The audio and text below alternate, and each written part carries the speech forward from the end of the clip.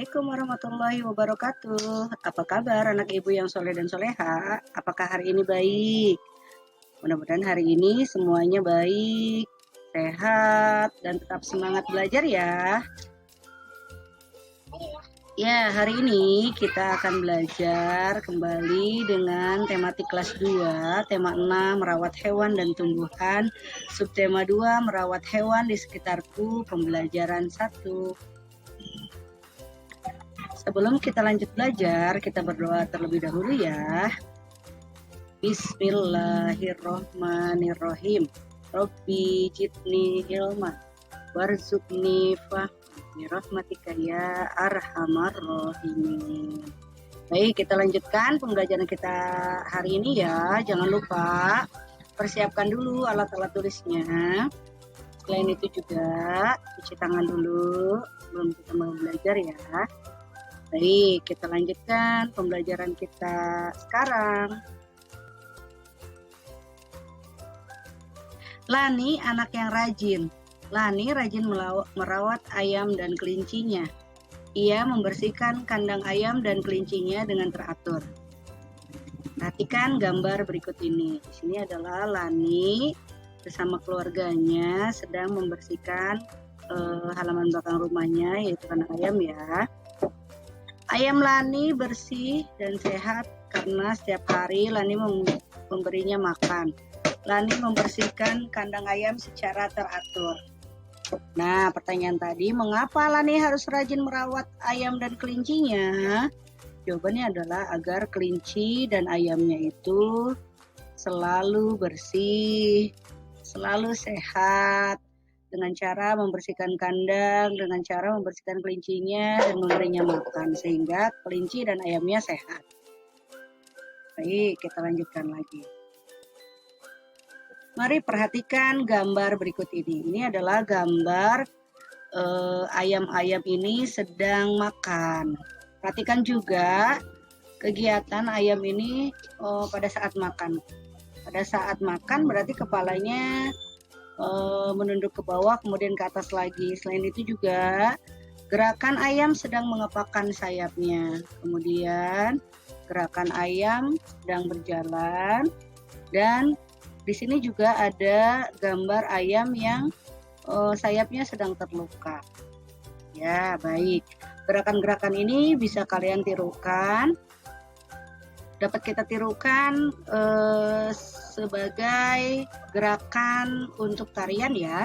Kita perhatikan. Kita lanjutkan pembelajarannya. Nah, ini dia. Berkreasi menirukan gerakan-gerakan ayam. Kita lihat gerakan ayam yang pertama.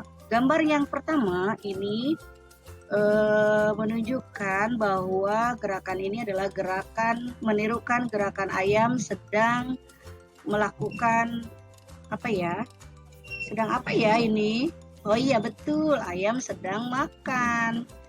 Dia gerakan kepalanya ke bawah, ke atas, ke bawah, ke atas. Gambar ini menirukan bahwa ayam sedang makan. Baik, kita juga akan menirukan gerakan ayam berikutnya, yaitu gerakan ayam menghentakkan kakinya, kaki kiri dan kaki kanannya secara bergantian. Nah, gerakan ini menirukan gerakan ayam ketika berjalan.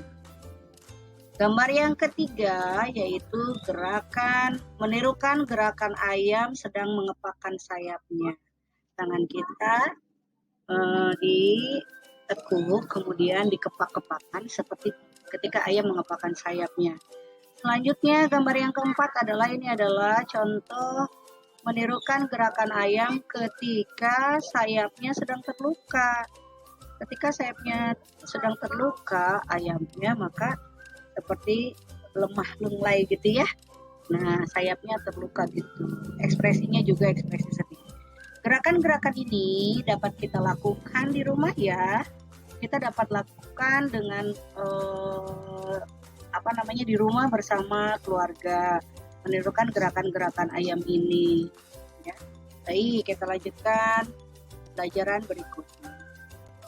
Kita baca dulu ya. Di sini ada sebuah teks yang berjudul ayam.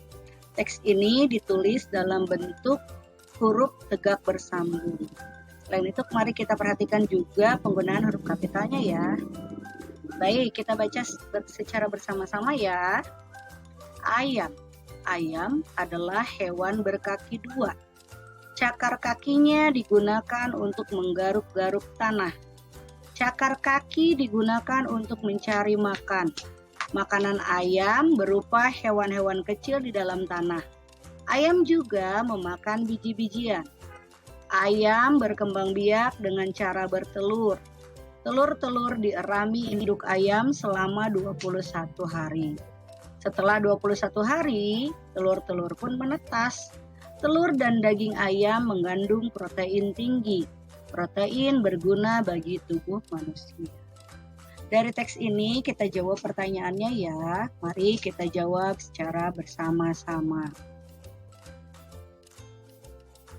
Nah, kita jawab pertanyaan berdasarkan isi teks di atas ya. Tuliskan jawaban dengan menggunakan huruf tegak bersambung. Pertanyaan yang pertama, berapa jumlah kaki ayam? Berapa ya anak-anak ibu yang soleh dan soleha? Berapa jumlah kaki ayam? Hayo. Betul, jumlah kaki ayam ada 2. Pertanyaan yang kedua, apa makanan ayam? Ada yang tahu apa makanan ayam? Betul, makanan ayam berupa hewan-hewan kecil di dalam tanah. Selain itu juga ayam makanannya juga biji-bijian bisa ya. Ya, lanjut nomor 3. Siapa yang mengerami telur ayam? Siapa anak-anak ibu? Siapa anak-anak ibu yang soleh dan soleha? Siapa yang mengerami telur ayam? Ayo, siapa yang tahu? Hebat semua anak-anak ibu. Iya betul, induk ayam. Jadi yang mengerami telur ayam itu adalah induk ayam. Yang keempat, berapa lama telur ayam dapat menetas? Siapa yang tahu berapa lama telur ayam dapat menetas setelah dirami induknya? Berdasarkan bacaan yang tadi, ada yang tahu? Iya, hebat, jawabannya semuanya betul. Telur ayam menetas setelah 21 hari. Pertanyaan yang terakhir, mari kita jawab ya. Apa kandungan telur dan daging ayam yang berguna bagi tubuh kita? Apa ya? Iya, hebat. Telur dan daging ayam mengandung protein. Jadi telur dan daging ayam itu bagus ya, karena banyak mengandung protein. Nah, dari teks yang telah kita baca tadi yang berjudul ayam, kita dapat mengingat kembali ya bahwa huruf kapital itu digunakan pada apa ya? Yang pertama, huruf kapital itu dapat digunakan pada huruf pertama awal kalimat. Jadi, setiap awal kalimat biasanya kalau kalimat kedua dan seterusnya itu setelah titik ya, itu biasanya diawali dengan huruf kapital. Penulisannya huruf pertamanya menggunakan huruf kapital. Ingat, yang pertama adalah huruf pertama awal kalimat. Yang kedua, huruf kapital juga digunakan pada huruf pertama nama orang. Misalkan Lani, L-nya menggunakan huruf kapital. Kemudian Ijlal, I-nya juga menggunakan huruf kapital. Delica, D-nya juga menggunakan huruf kapital. Kemudian aturan yang berikutnya adalah huruf pertama nama hari dan bulan. Jadi nama hari dan bulan itu selalu diawali dengan huruf kapital. Contohnya hari Senin, S-nya menggunakan huruf kapital. Hari Selasa, S-nya juga menggunakan huruf kapital. Hari Rabu, R-nya juga menggunakan huruf kapital. Betul. Pada hari Kamis, K-nya menggunakan huruf kapital. Jumat, J-nya juga menggunakan huruf kapital. Sabtu dan Minggu, Sabtunya S-nya menggunakan huruf kapital. Minggu, M-nya menggunakan huruf kapital. Begitupun dengan nama bulan, contohnya Januari, J-nya menggunakan huruf kapital. Kalau kita menulis nama bulan Januari ya.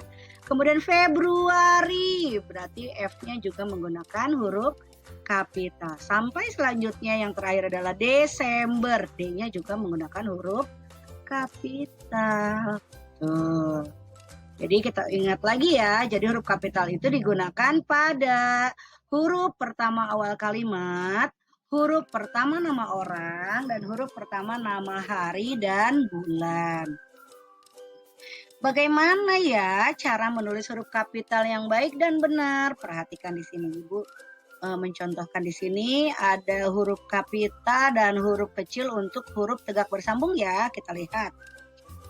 Yang A, kita perhatikan yang A. Di sini ada dua ya, yang sebelah kiri adalah huruf kapital, yang sebelah kanannya adalah huruf kecilnya ya, huruf sambung kecil. Kita lihat, huruf kapital untuk huruf sambung A adalah dari kotak yang pertama sampai, dari baris yang pertama sampai baris yang ketiga.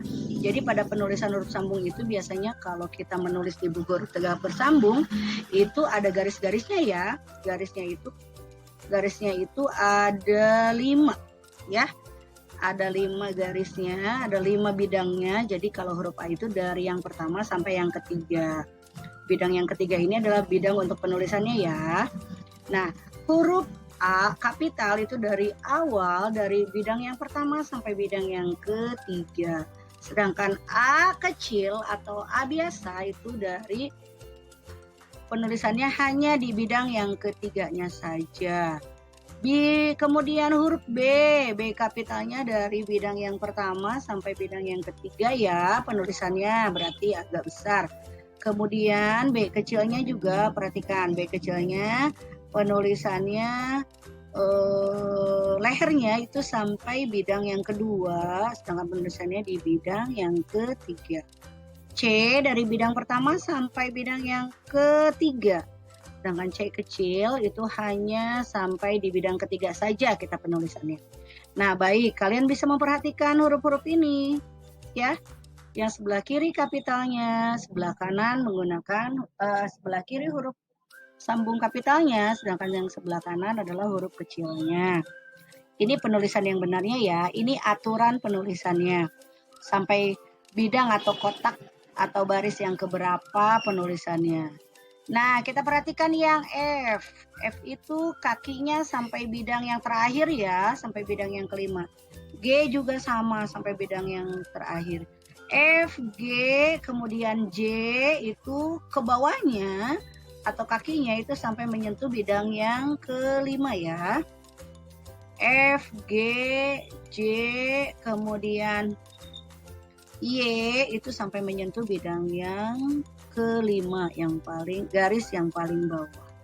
Ini aturan penggunaan huruf kapital atau penulisan huruf A sampai Z yang kapital dan yang bukan kapital. Ini aturannya.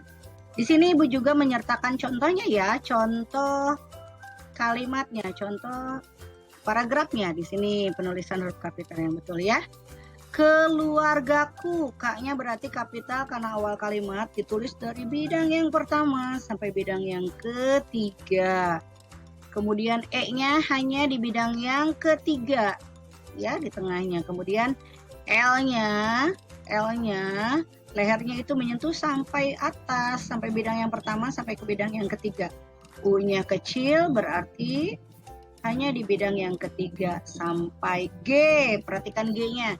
G-nya menyentuh ke bawah sampai bidang yang terakhir. Kemudian A-nya hanya di bidang yang ketiga. Kemudian K lehernya sampai ke atas ya, sampai bidang yang pertama. Sedangkan badannya itu hanya di bidang yang ketiga dan U-nya kecil hanya di bidang yang ketiga. Begitupun dengan kalimat-kalimat di bawahnya. Kalian boleh perhatikan ya. Anak-anak Ibu yang soleh dan soleha, perhatikan penulisan huruf tegak bersambung dan penggunaan huruf kapital pada contoh berikut ini. Penulisannya seperti ini ya.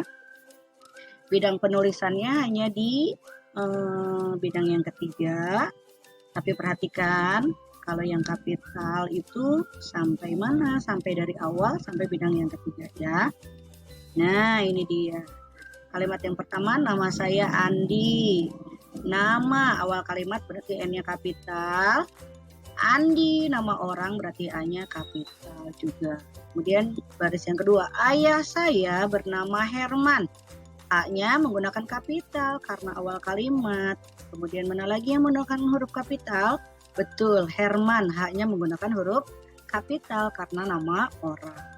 Kalimat yang ketiga, ibu saya bernama Erina.